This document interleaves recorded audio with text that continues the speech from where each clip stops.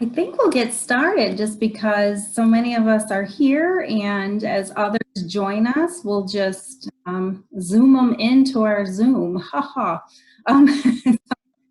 I will kick things off. Good evening and welcome, everyone. My name is Michele Warden, and I'm the Interim Director of Alumni Relations, and so glad to greet so many of you for our program tonight on the effects of COVID on children. It's obviously a very hot topic right now. Before we begin, just a couple of housekeeping items. We did share your questions with our presenters ahead of time. There will be a Q&A roughly halfway through our hour together. If there are new questions or even comments, please use the chat feature to the Zoom. The attendance is so robust, this is really a necessity. We will endeavor to answer as many questions as we can. Please otherwise mute if you're not already muted. And if possible, turn your video off just to help with just the screen and seeing everything. And just lastly, I want to let you all know that we are recording this event. And now I'd like to quickly introduce our presenters so that we can get started. Tanya Woldbeck Pellettiere, proud Geneseo graduate, class of 1993, and an ardent volunteer for Geneseo for many years. And Michele Miller Krause, proud graduate of the class of 1989, also a steadfast volunteer for many years for Geneseo. So with that, I will turn it over to the both of you, and thank you very much. Thanks, Michele. You know, actually, Michele Krause and I met first as colleagues, and only kind of later found our connection to Geneseo, which happens so often. I mean, there's so many amazing Geneseo alum, and I have to thank the university for like taking this twist and spin on alumni relations and gatherings. And I just think it's brilliant. You know, we can't happy hour, so we might as well share information. You know, Michele Krause and I kind of have similar jobs in kind of different contexts, and we're really, really thrilled to be able to kind of share, you know, our shared expertise, our unique expertise, and just honored to be, you know, here with you guys to help, you know, spread some knowledge, hopefully. You know, obviously we don't know too much. We're all kind of, you know, in this situation. And I don't know, Michele, if you want to share the presentation at this point. We have just kind of a little graphic to start, because what good presentation doesn't start with some graphics and a quote, right?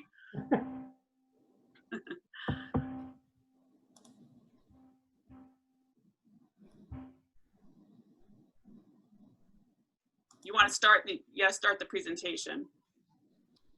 Oh, I thought I did. I can see.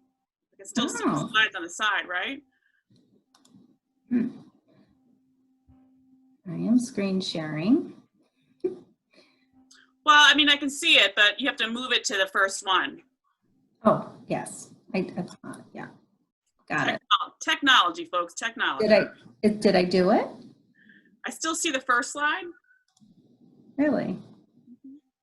Oh, all right.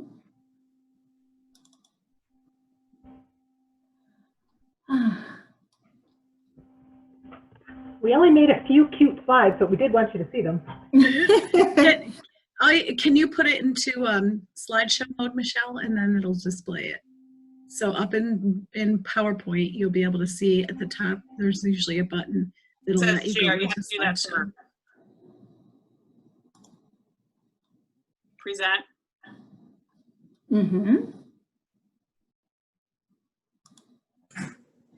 I have present from beginning. Yeah. Can you just click on the second slide? And we'll just do it that way. That's what we'll do. Hold on. How's that? There. That'll work. All right. Sorry. Yeah, I mean, I think it's worth saying that, you know, we're not in the same boat. We're all, you know, we're in the same storm, but we're all in different situations. So, I mean, obviously as Geneseo alum, we understand, you know, that we're a family, but we're all kind of living in different realities. And so we just wanted to acknowledge that, a little bit. But yeah, and just to thank the university again, just for this neat idea. You know, Michele and I, like I said, come at this from two very different perspectives. So it's kind of a nice pairing. I have a private practice, and so have been able to kind of observe our unintended experiment here from a home perspective, and really having direct access into hundreds of families, and they're functioning through this whole process. And Michele, as a school psychologist, having had her eyes on the learning aspect, the school aspect, and the learning at home virtual piece into this whole unintended experiment. You know, it's kind of a daunting position to be in as mental health experts during this time, but, you know, also an honor and a massive responsibility to document what we're going through and to really understand the trends and understand what's been happening, and be able to kind of, you know, shuttle our families and our children into this next chapter, which is a very new unknown for our kids and for our families. So just kind of wanted to start by sharing a couple of observations, you know, of what we've seen since this all went down right around St. Patrick's Day for our area. You know, we speak from Central New York, so I know different parts of the country have had very different experiences, and for that reason, some of this information might be coming, you know, a little late, because some of your kids are already marching back into school and have had a week, you know, to try all this on. But there's definitely been some ups and some downs. And I will, as just to qualify that statement, say that I have a client caseload that comes from a primarily middle to, you know, middle upper class population.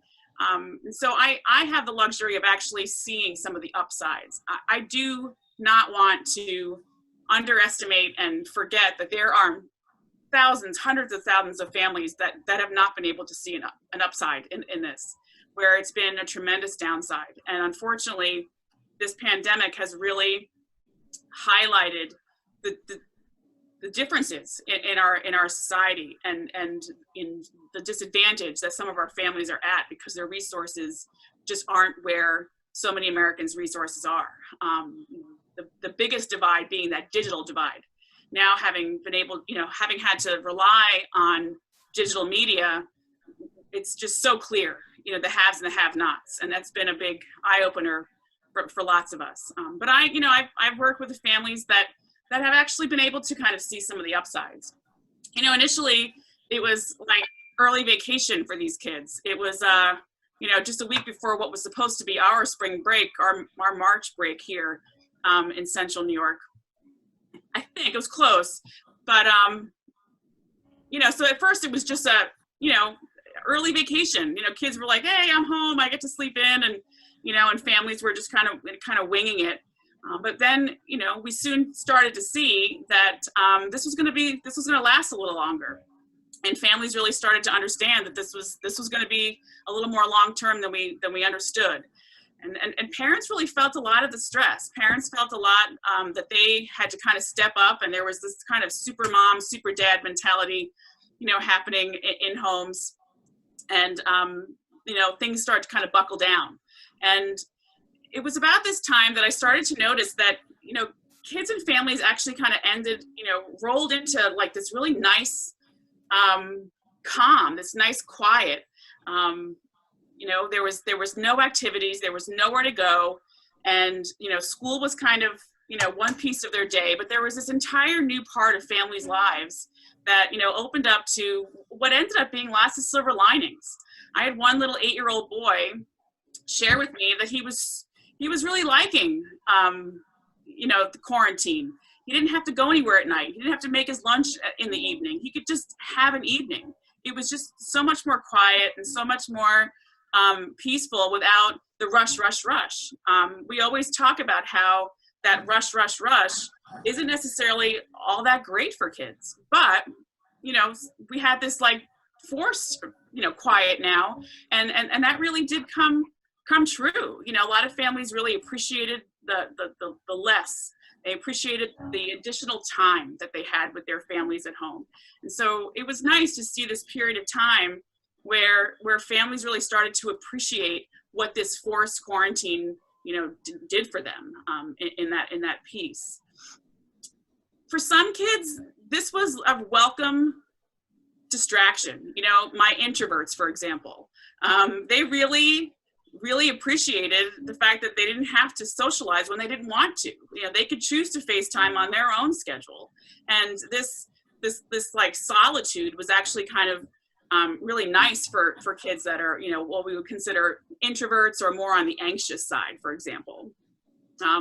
Then again, the kids that were on the extrovert side, they were really the ones that struggled. They were the ones that, came finally to realize that Snapchat and Instagram are not enough to socialize. In fact, I had one teenager say to me, "I'll trade my phone any minute to be able to go back to school and see my friends." And like, you just don't hear those things from teenagers. So, you really started to see how this quarantine really impacted kids so differently. It was just eye-opening. But for a long time, it was pretty positive. For at least the families that I work with.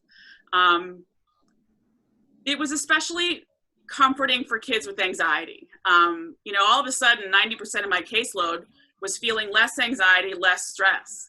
And I think that's kind of where the focus of our future conversation here tonight has to be, because now that's shifting a little bit. I would say most recently, I've seen a tremendous uptick in anxiety. I've seen a tremendous uptick in depressive symptoms.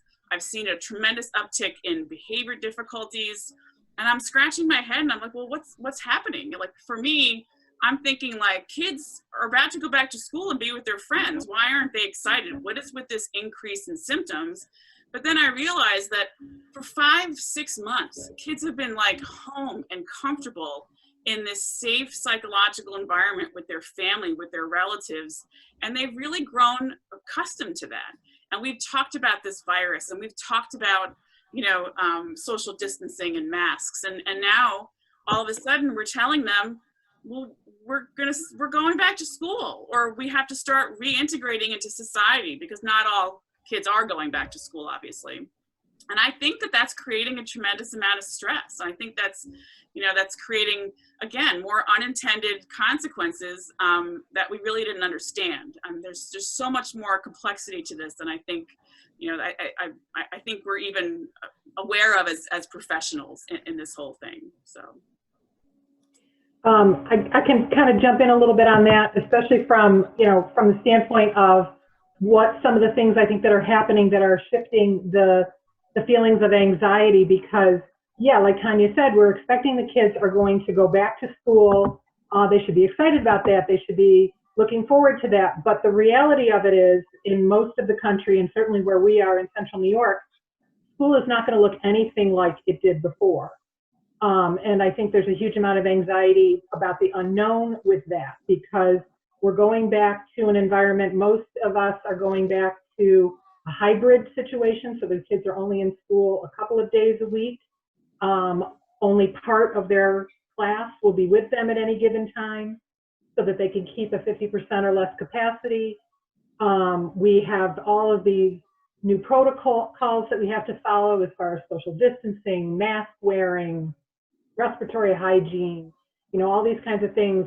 Extracurricular activities and sports and those kinds of things are either not taking place at all or are going to look very different. And the students are all aware of that, but on top of that, I think kids, especially younger kids, are like little barometers, and they can sense the anxiety and the nervousness and the uncertainty that we as adults are having about this, as parents, as teachers, as educators, that, what we don't know what it's going to look like. We don't know what to expect. And so when we are able to reassure our kids that everything's going to be okay because we don't know, that I think also contributes to more of their anxiety. And so some of the things that we want to talk about are just some ways to kind of mitigate that a little bit in terms of how we as parents are presenting things to our kids, and how we're talking about the new normal, and being honest about what we know and what we don't know. And I know some of the questions that came up had to do with how much information do we share? How much access do we give them to social media, to the news, to, to any kinds of screens? And there's an awful lot of discussion going on about that all over the country, from, everything from psychologists and counselors and social workers and educators and, and mental health professionals and everybody trying to figure out what the best way is to handle that. So those are some of the things that that we're dealing with. From the school standpoint too, I would agree with Tanya that the kids who were previously anxious, had social issues, they did much better as a general rule when they were home, and were more comfortable with that. But those kids that really relied on school to be their social outlet, to be where they saw their friends, got to, be with other adults, be in different situations. If their home situation wasn't fantastic, they lost out on that. I have a particular student that I work very closely with, and I've worked with her family for about 6 years. And she would tell me every day in school, I hate school. I don't want to be in school. It's too hard. I don't get it. She's a child with learning disabilities. But during the time that she was home, she just kept saying, I want to be back in school. I want to go back in school. I'm trying to do my work, but I want to be in school. Yeah. So, those kinds of things are things that I think a lot of the kids at all ages, elementary through high school, are trying to cope with and trying to figure out what that's going to look like in the weeks and months to come.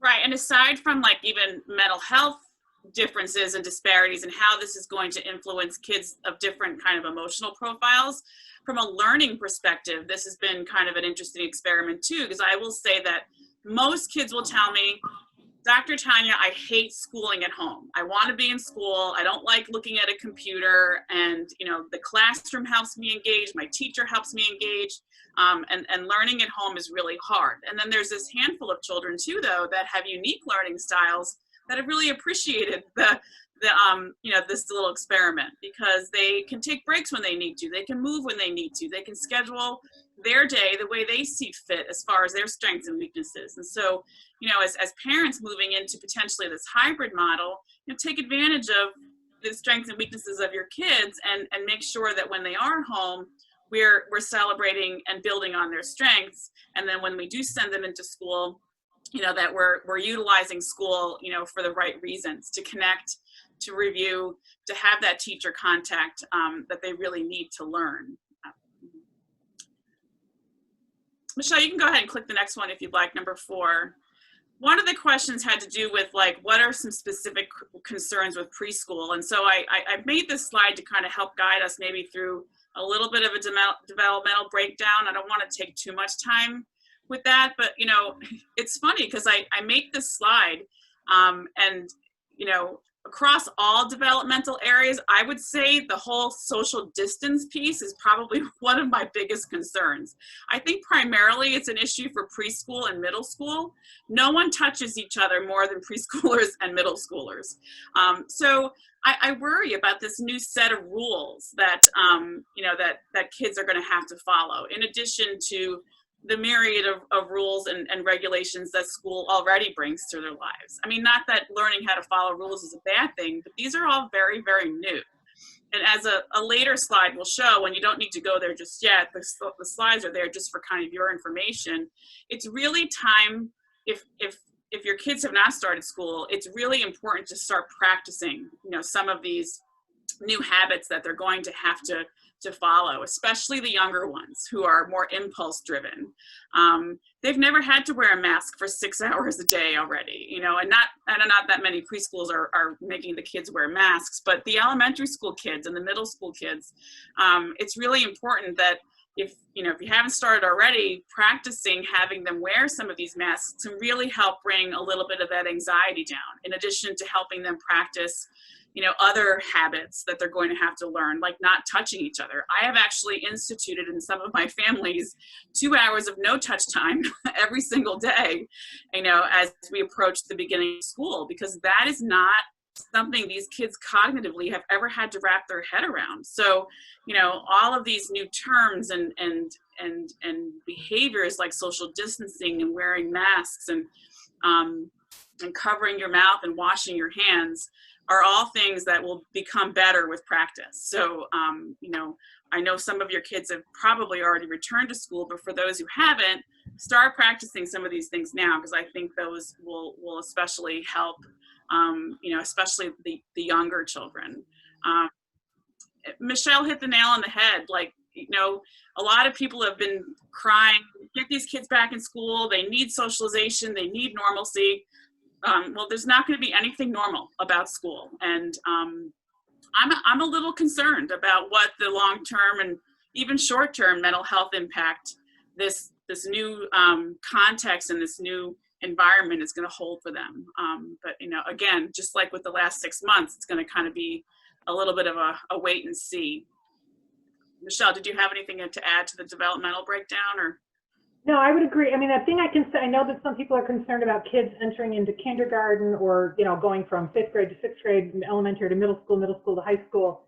You know, and those in particular, I know in our district, that's one of the things that we focused on. We focused on those kids, trying to give them more in-school time to try to help with some of that transition. Not everybody can do that.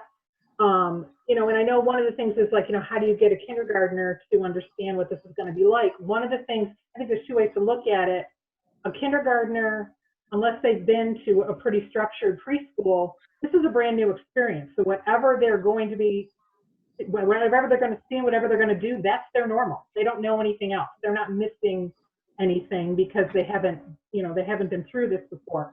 And there's a lot of work and effort being put in by the educators that I know I'm, you know, hearing about and working with, that are putting a lot of time and energy into trying to make this, you know, as comfortable as it possibly can be, but also like just letting them know that normal is whatever we're in. You know, we have to just normalize the situation that we're in.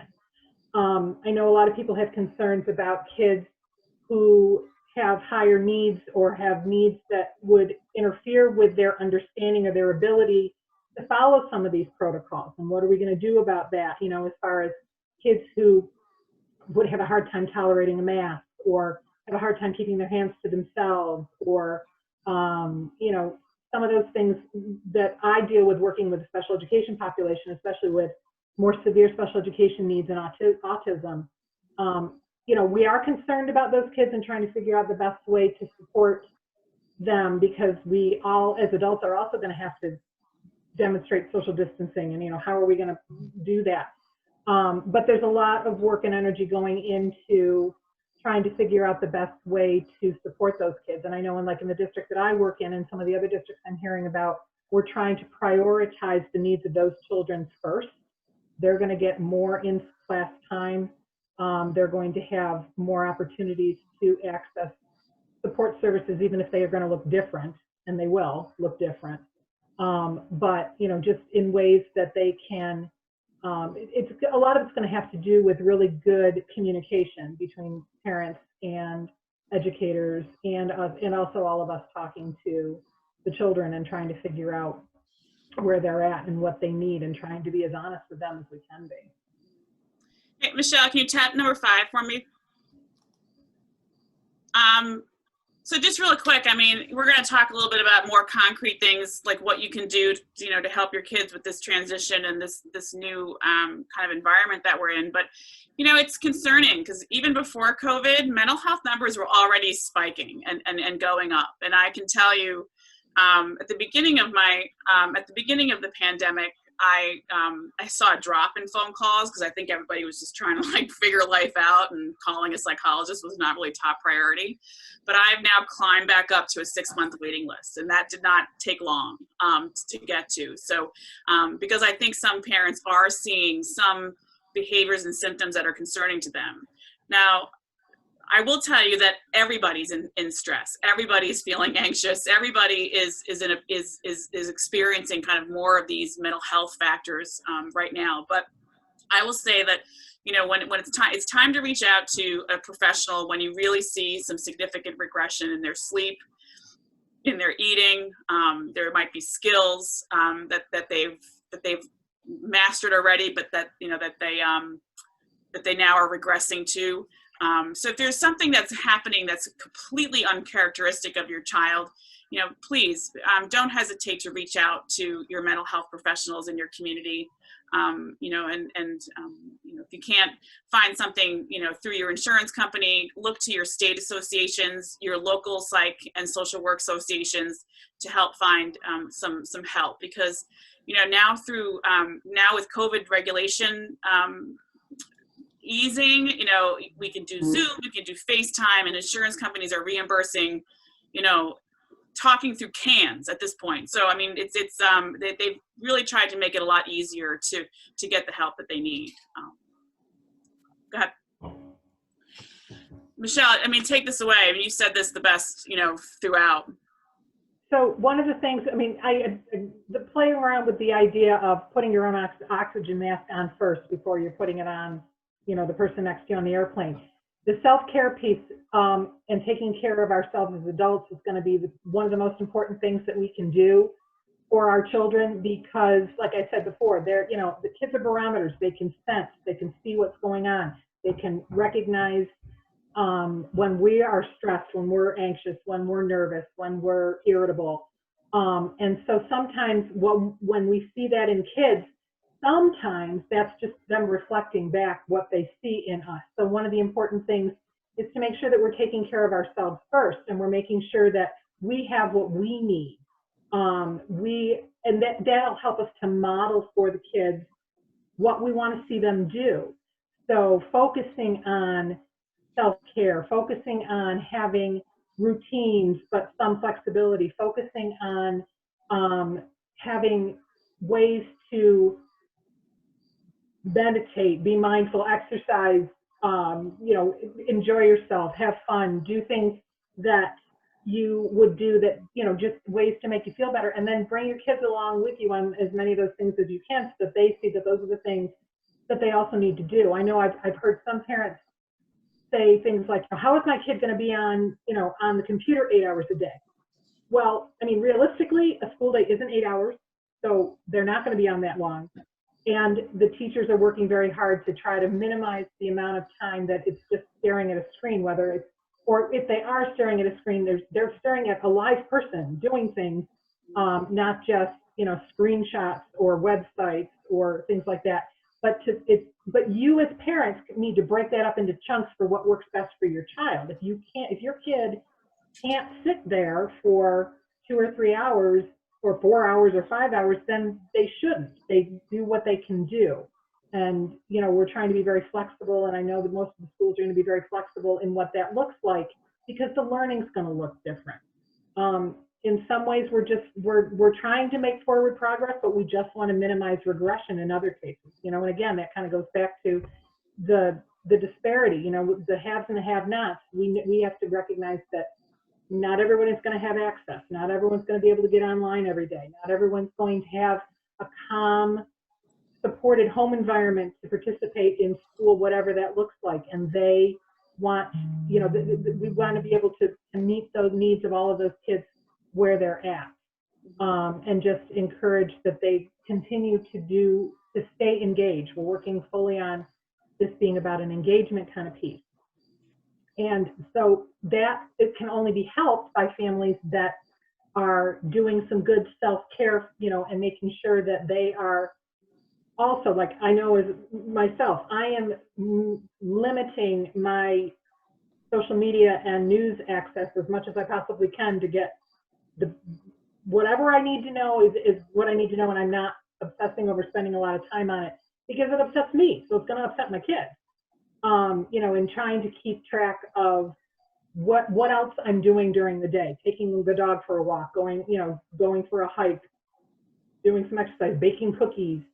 In the spring, I know that some of the teachers I work with focused on doing some of those things as being the educational pieces. Taking your kid for a walk was phys ed. Making cookies with your kid was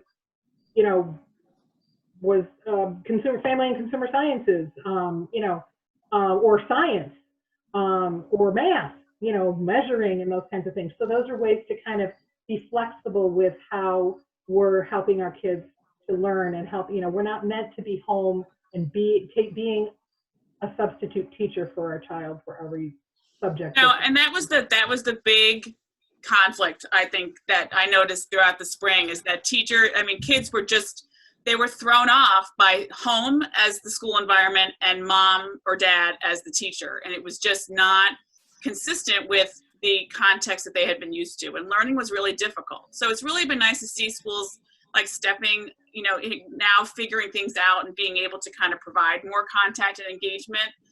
So now parents can kind of go back to being education supporters, not education leaders, like in the home. So that'll be really nice. But just to reiterate, the take care of yourself. Kids will only do as well as you do. So now's your time to kind of pull your resources together. Don't be a superhero. Use your friends, use your resources, go to therapy, stop drinking. All those really good things that that we know will kind of help us as parents be a little bit better. So what can we do? One thing is get back to the basics. Like I just said, you can now hopefully stop being the main teacher, and we can kind of get back into a pattern where school is the main educator. It's been really exciting to see what schools have been able to pull together. And now you can get back to the priority of this parent-child relationship. And that means giving yourself permission to let some things go. Understand your child's individual needs. Like if your kid needs breaks throughout the day when they're on their virtual learning, give them breaks throughout the day. If they need some social interaction in the middle of the day and some movement, then so be it. You need to think about what your kid needs specifically. This is really a good time to think beyond academics. When they are all home in our area, a lot of our kids are going to be home on Wednesdays with a little more flexibility. That's socialization time. Get a little cohort of families in your neighborhood that have been kind of on the same page as you are with COVID and responsible living, and get them together in small groups. Some of those small group opportunities are going to be much more organic and natural than what's going to be happening at school anyway, if they are in school learning. Get them to that physical activity they need. The one nice thing about 2020 is that Mother Nature, at least here in upstate central New York, has been very kind to us. And so it's been really nice to take advantage of that and get our kids outside and active. And, now's the time, if we're not going to light the sky on fire academically, take this time to build some independence for your children. Like teach them how to put a garbage bag in the garbage can. You'd be amazed at how many kids can't do that. If they're older, teach them how to change a tire or check the oil. Those kinds of independence building skills. A lot of questions about screen time, and I do want to take a couple minutes to just address that. We used to just think like an hour to 90 minutes for kids over a certain age. We certainly obviously saw that blown out of the water with quarantine and the pandemic, and knowing that kids are going to have to rely a little bit more on technology for their education. So obviously we have to look at those total time limits, but there still needs to be a balance. There still needs to be some time outside, some time, to do that kind of passive content, on the internet, some time doing, traditional games, and some time doing more creative games, but we have to relax a little bit our total screen time, and it's going to so depend on the age of your child, the developmental level of your child, and the amount of time your child is spending on virtual learning. And if you have any specific questions for your particular child, I certainly am open to you emailing me and asking me specifically about that kind of stuff, because I know that's a high button. That's a hot topic right now is the screen limits. And in the field of psychology, our favorite response, Michelle, is it depends, and so it's way beyond the scope of our conversation today to speak specifically. But feel free. I don't mind giving out my email for any questions about your particular child when it comes to screen time, because we certainly are in a new age with all of that.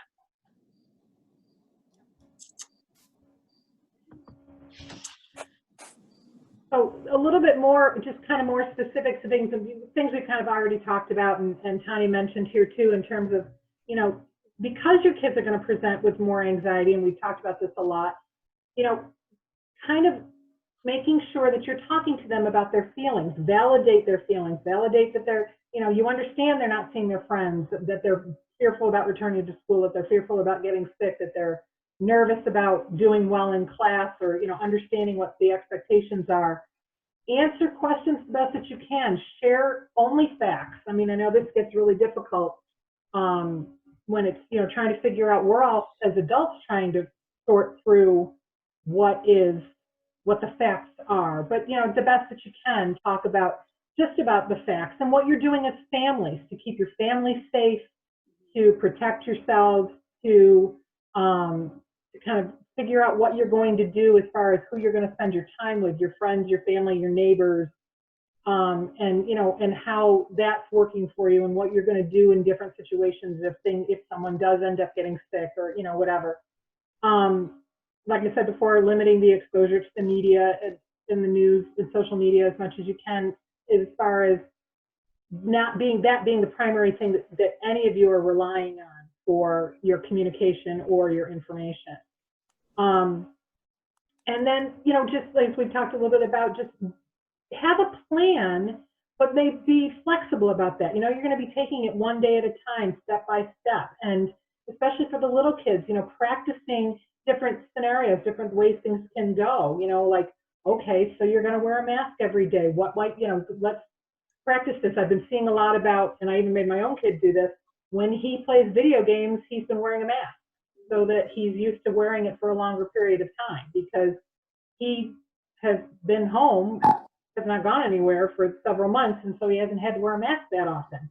So now I'm just making him wear the mask more often, so he can kind of get more used to it, but he's doing it in a way where he's not focusing on the fact that he's wearing a mask, because he's so focused on his video game.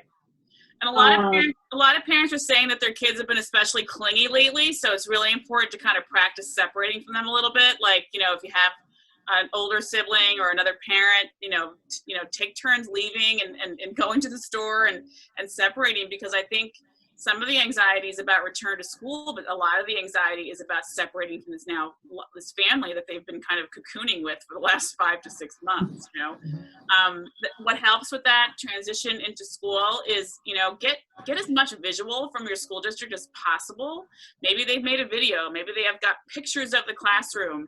By all means, make sure you reach out and ask. As soon as my son can FaceTime his teacher, can we make that happen? Because any kind of visual information is going to really be helpful in kind of bringing down that overall anxiety, and I think will be helpful with the transition. Yep, and, you know, and I think a lot of teachers are planning to do that. I know in our districts in Central New York, some of the districts did pretty well when we had to suddenly go to remote. Some really did not do well. But they've had a lot of time and have been putting a lot of energy into trying to find ways to, like I said, try to engage the kids better with more of the live learning types of things going on, where they're going to see their teachers, you know, on the screen doing things as opposed to something that's pre-recorded or sending them to a website. And so with that, there's probably going to be opportunities to set up, you know, whether it's a Google Hangout or, you know, a Zoom breakout meeting or something with the teacher, or even if it's just an email or a text, to just kind of introduce the child to the teacher, get to know a little bit about them, and as parents, ask questions that you have about how things are going to be. If those questions aren't answered, I know districts are sending out loads and loads of information about their reopening plans, and it can be very overwhelming with all that information. But I know that a lot of the districts also have put out like a frequently asked questions sheet. And I know, you know, in my house, we have 3 school districts that we're dealing with: the district I work in, the district my husband works in, and the district our son attends. So we are getting bombarded with information, but in trying to sort through those frequently asked questions, finding that a lot of those questions are similarly answered, which is, there's a little comfort in that for me anyway, that, you know, they're trying to do some of the same kinds of things, so that when I'm going off to work and my husband's going off to work and my son is home or back at school or back and forth as he's going to be, what is he going to be expected to do, and what's that going to look like? And so kind of the things that you can, as parents, kind of support is whatever their learning is going to look like, whether it's remote, whether it's hybrid, whether they're going to get the opportunity to be in school all of the week, most of the week, you know, creating some realistic schedules for your child and for yourself that builds in breaks and activities that will allow for the downtime things, socializing, exercising, entertainment, whether it's, you know, watching a movie, taking a walk, you know, picking up an ice cream cone, you know, baking. I know my son's been big on making chocolate chip cookies as much as he can possibly get away with, because it's giving him a lot of, it covers a bunch of different things. Yep. So those kinds of things that can help. And that is true across the ages. My son's a sophomore in high school. He still wants to do that. So, you know, those are some things that, that help to normalize it, but also help to build some flexibility into a schedule that you know you have to have a schedule. So our next two slides are really good straight up resources. And again, I'm happy for Michele to go ahead and share those. One slide that Michele really nicely put together on mindfulness activities, and then another slide with some websites. If you do anything today to help with this information gathering, you will go to childmind.com and you will go to understood.com and you will sign up for their newsletters. I think both of those are in there. Those two sites and those two agencies have been phenomenal. They put out daily videos on tips. They've been just unparalleled in providing information for families, especially for families of kids with special needs. And that's kind of a nice segue to maybe just taking some questions and some questions from you guys. I noticed that we had a question specific to like dealing with children with special needs and how to help them understand, you know, the concept of masks and social distancing. In the world of autism, we've relied for years on what we call a social story. It's a narrative or a visual, like in a PowerPoint kind of a way, of what certain expectations are in certain social situations.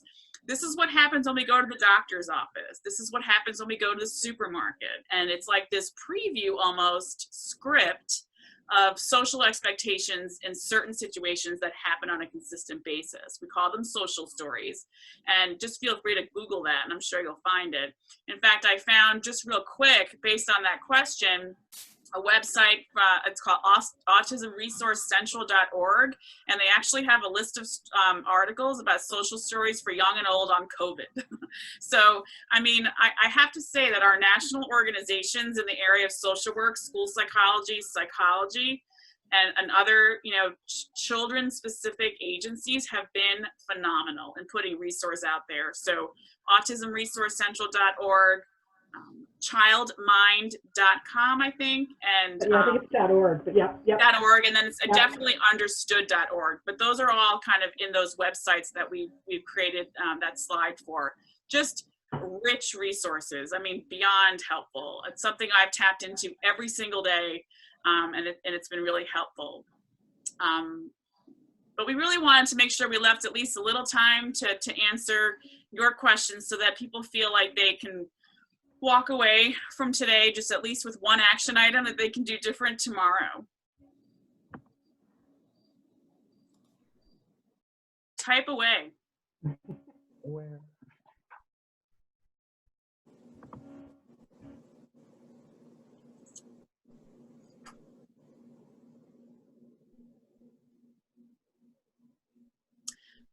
Michele, while people are thinking of potential questions, what's been harder, getting ready for working in a school or getting ready for supporting your child rather, as a parent? Because I don't work in a school and my son just graduated, so I'm out. Well, I mean, like everyone's situation is different. My child happens to be one of those kids who preferred the remote learning, and he wanted to stay home if he could, and we made the deal that if he could, which that was an option for our school district, if he could do as well as he did in the spring, and he kept telling me, Mom, I had a 98 average at the last quarter, so, you know, obviously I did better on the computer than I did in the classroom. So he wanted, I'm not as concerned about him other than getting up in the morning and, you know, eating while I'm not home. But so for me, the bigger transition is really going back to school and seeing what that looks like and what the expectations are going to be for me as a school psychologist, working with children with special needs, working with children whose families are concerned about, a loss of learning or,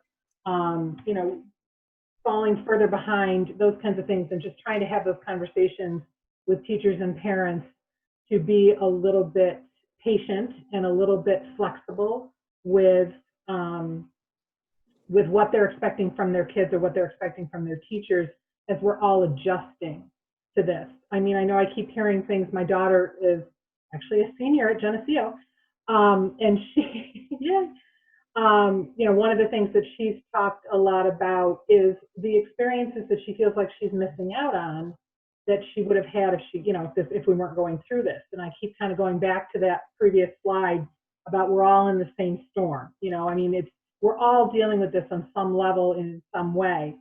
And, we have to just kind of take our children where they're at and just focus on moving them in a forward direction. And it may be very, very slow. I like the graphic of it. Some are on a yacht, a super yacht, and some are trying to row with just one oar. I thought that was a really good way of kind of thinking about. But even those ones with the oar are still moving forward a little bit at a time. That could be paddling. I don't know. Michele, we have a question. It was specific to, and I'm so glad you asked this, and I can't believe I didn't put this on a slide somewhere. Any tips for teams that have flipped their sleep schedule? Oh my gosh, yeah. So I don't know where you are as far as your, when school starts, but starting tomorrow morning, you need to wake them up, about a half an hour earlier. You can't start by asking them to go to sleep sooner. Because they're not tired, because they're sleeping till noon. You have to start with the morning wake up. So, I mean, if you're starting school next week, get going and start waking them up earlier and earlier. And if that's difficult, make sure that they're not waking up with their own alarm, with their phone. Take the phone out, give them an old-fashioned alarm clock, put it across the room so they have to get up out of bed when that alarm goes. That'll help them kind of like put one foot in front of the other and get that wake up going a little bit faster. But do not give them their phone in their rooms at night, because that is just one temptation too many to kind of stay up all night, and it gives them the snooze power. You don't want to give them the snooze power right now. So start by getting them up earlier and earlier every single day. I think that's what's going to be helpful in getting them off their vampire routine. There's a question about teaching students mindfulness strategies. There is a whole slide that I made up that is very specific strategies, and they're good for all ages. Everything from just squeezing muscles, where you start at your toes, squeeze your toes, move up the body, belly breathing, learning, to practice learning the deep breathing, but, having them hold their hands on their belly and take the deep breaths and feel the air going in and out. You can even do it with like a ribbon or have a balloon to kind of help do that controlled breathing. One of the other things is working with doing it like what's called a mindful meal, where you kind of think about what does it sound like, what does it smell like, what does it look like, what does it taste like. You can also do those things on your fingers, 5 things that you see, 4 things that you hear, 3 things that you smell, 2 things that you can touch, 1 thing that you're thinking about, kind of thing, to kind of engage that. And, these are only meant to be a couple of minutes at a time. Another really good one for kids who are a little bit older, upper elementary, middle school, high school, is doing a gratefulness journal.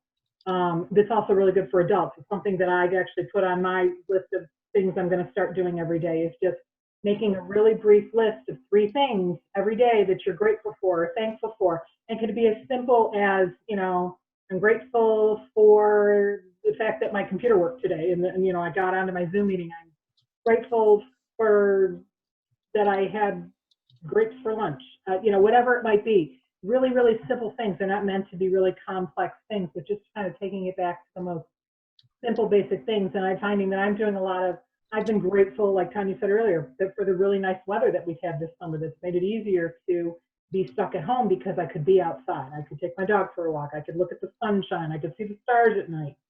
you know, and I was grateful for those kinds of things. And then someone did mention too, there are some really nice apps that are available that can kind of help with those mindfulness things. Headspace, Calm, those are really good. The only caveat I have to those with some kids is, you know, when we're trying to balance out the time that they're spending on their phones, these are all apps that they're using their phones for, but if it's something that's built into their day, when if it's something they have on their computer screen, or that we as adults, we all should be doing this. This is the oxygen mask thing, to kind of build that in, like 1 or 2 minutes, up to 5 to 10 minutes a day doing this. And it's something, they're simple to do, but they're hard to make into a habit, because it just takes time. We're just not used to doing it.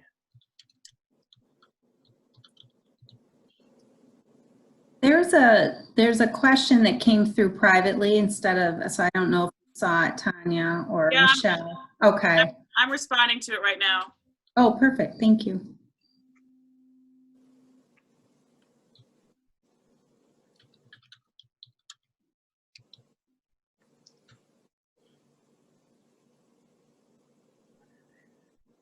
You know, the area that we didn't even touch and probably don't have time to is college. I mean, you know, just you know, how do we you know, responsibly and happily send our kids off to school, you know, and all this news and stuff. I was really kind of positively uplifted today by an article I read. I work for SUNY Upstate, and Upstate has been pivotal in COVID research, and they just got approved today a saliva fast response test that they are going to make available to all SUNY campuses at a low cost, so that SUNY schools can be proactive in testing their students and faculty on campus to hopefully keep our schools open for as long as we can. I thought that was really promising, and I just kind of love, you know, I love saying that, you know, New York is kind of leading the way, I think, my opinion. I'm not getting political in the science piece of this, and to see Upstate, something, you know, a SUNY school and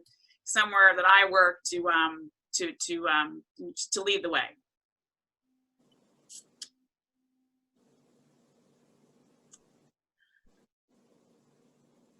Trying to. I'm looking at the comments about being in a high incidence area, learning is entirely remote, suggestions for third grader meeting face to face. Yeah, I'm so tired of talking to you. My son's been saying that to me a lot, and he does have opportunities to leave, but he likes to say that he's only stuck looking at me. Some of those things, I know Tanya had mentioned this earlier, and it really depends on your neighborhood, I guess, and your community, but some of one of the things that a lot of families in our area are trying are these learning pods, where they're trying to have a small group of families that they feel pretty comfortable, have practiced really good safety protocols, and have been, you know, and everyone is healthy, and they are trying to get together in small groups, either to help with the learning and the child care for those parents that have to go back to work, as well as for some kind of controlled socialization. And right now, while the weather's still good, they're focusing on keeping that outside as much as possible, but giving some kids a chance to be face to face and interact a little bit more with at least 1 or 2 or 3 neighborhood kids or cousins, or, you know, some of their peers. Might be a way to try to give them a little bit something else to do, and someone else to look at. Yeah, and as I said earlier, it's going to be actually kind of a more normal socialization experience doing that in small pods and co-oping the socialization than what we are going to see as socialization in school. You know, so hopefully, yeah, there's neighborhoods that, you know, have kind of like observed each other and have comfort in knowing that, you know, that they can safely get their kids together.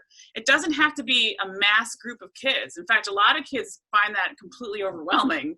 Mm-hmm. You know, just 1 or 2 to practice those social skills, to you know, make that connection with somebody besides your nuclear family. That's really all it takes. It doesn't have to be this like, you know, group of 20 kids. It could be 1 or 2. And in my experience, that actually, I think, works even better, even when kids are back in school, they have their groups, they have their pod, they have their, clique, whatever, of kids that their little posse, that they want to spend time with anyway. And it might only be 1 or 2 or 3 kids. And, and as Tanya was talking about, even if you're not fully remote, if your children are doing a hybrid model, the reality of it is, and I hate saying this, but it's true, is they're not going to have any kind of normal socialization in school. They're not. So if there's an opportunity to do that outside of school with families that or neighbors that you feel pretty safe and comfortable with, that's probably going to be your better bet, because we are going to be in school with the children with masks on, 6 feet apart, sitting separately even for lunch. Recess is going to be individualized, that'll be individualized. In order to maintain those safety protocols, they are not really going to have socialization in the way that we're used to thinking of it, where they're going to sit in a group and hang out together. That they cannot do that. So that, this way, if you have your small group of your kid as your small group of friends or your neighbors that you can have some interaction with, that's going to be a lot healthier physically and emotionally. There is a question specific to college, and I don't really know how to answer this question, Eddie. That's probably the population I worry about the most. I think if this is all going to come to a crashing halt, they're 18, 19, 20-year-old kids that think they're adults, and I know I've been there, and I can't say that I was made any different kind of decisions back when I was 18, 19 starting Geneseo, but the stakes are higher now, and I don't know what to tell them. I think that the 18 years you had with your kid is gonna dictate whether or not this is gonna work or not. At this point, they're in college, and I think it's going to be up to the individual school to really follow through and come through on their promises to hold these kids accountable for the pledge that they've made coming onto campus. And I saw Geneseo's response to some early cases, and I applaud their consistency. I applaud that they followed through and kind of didn't cave. And I think that's what it's going to take to make sure these colleges stay open is the university's resolve, to really, to make this happen. And kind of bouncing off of that, as I said, I have a daughter who's a senior at Geneseo, and and she is living with a couple of girls, and one of them has some immunity she's immune compromised, so she's very, very worried about anybody being exposed and whatever. But my daughter and that group of kids and her friends, they've taken this very seriously and taken it to heart, and they want to be treated as adults who can make good decisions. And I think that that's going to be true for a lot of the kids, not all of them. There's always going to be those kids, and obviously there already have been those kids who are not going to make those good choices. But I think a lot of the students are trying hard to make good choices and be safe and make good decisions. It's just, we can't control when there's a few that choose not to, that kind of oil it for everybody kind of thing.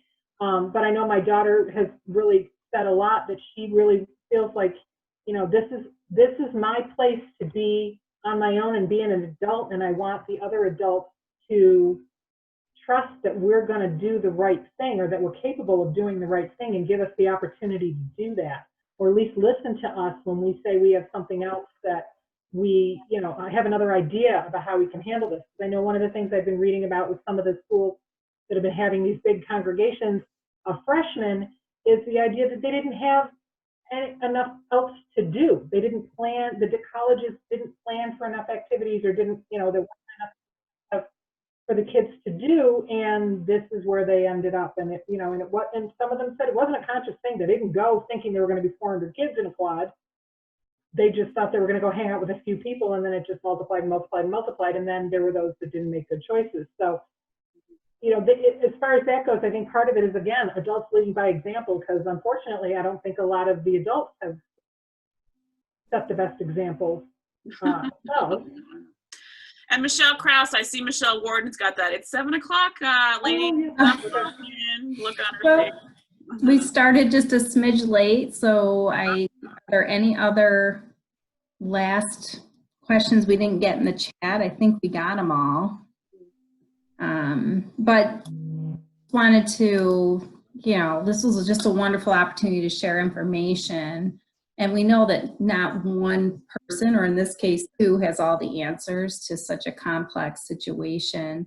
But I do want to thank our presenters, Tanya and Michele, for providing their knowledge on this complicated topic and giving their time on a Tuesday, still summer evening. We'll be posting a presentation as soon as we can figure out how to do that on our website, but we'll also be doing a follow-up. I know many of you wanted to have access to those resources because I know it was a slide that was probably hard to capture all that. But I just want to thank everybody